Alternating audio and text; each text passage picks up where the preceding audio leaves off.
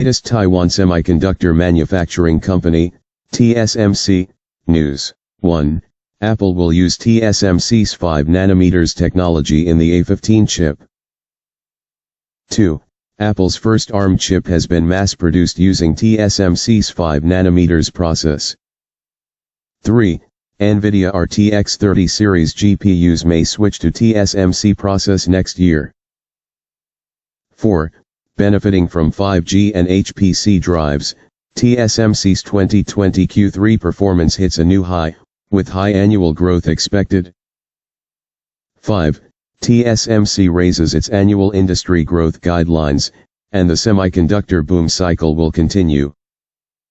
6. TSMC's 6th generation CoWoS packaging technology is expected to be put into production in 2023. 7. Intel mentioned that 2021 will determine whether 7nm chips will be outsourced. The market believes that Intel has a high probability of outsourcing production and it is likely to be handed over to TSMC.